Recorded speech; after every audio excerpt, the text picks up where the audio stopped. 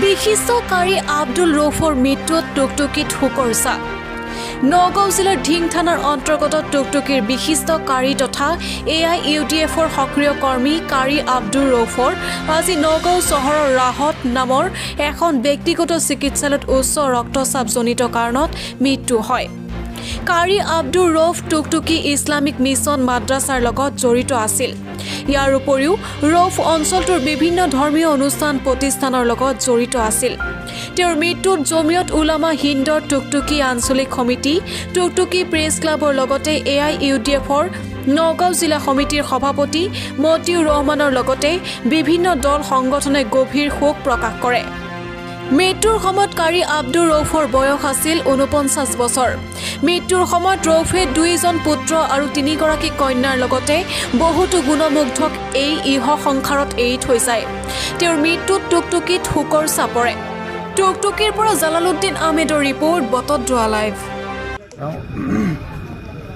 আমাৰ এই অঞ্চলৰে নহয়, ইতিমধ্যে আমাৰ ছাৰে কৈ গৈছে, তেওঁ গোটেই অসম তথা ভাৰতবৰ্ষৰে এজন প্ৰসিদ্ধ এজন কাৰী আছিল।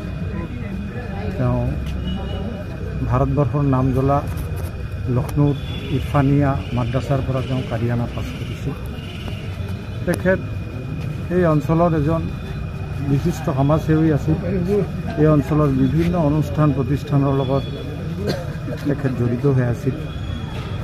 এটা সময়ত তেওঁ AIUDFৰ আমাৰ বটদ্ৰৱা সমষ্টিৰ যুৱ মৰ্চাৰ সভাপতি হিচাপেও প্ৰায় 10 বছৰ তেওঁ কাৰ্যনিৰ্বাহ কৰিছে। আজি তেখেতৰ বিয়োগত তেওঁ হৃদৰোগত আক্ৰান্ত হৈ পেলাই আজি পুৱা 9 বজাত ইন্তেকাল হৈছে। তেখেতৰ বিয়োগত এই অঞ্চলত শোকৰ ছাঁ পৰিছে। এই অঞ্চলটো এজন বিশিষ্ট সমাজকৰ্মীক আজি হেৰুৱালে।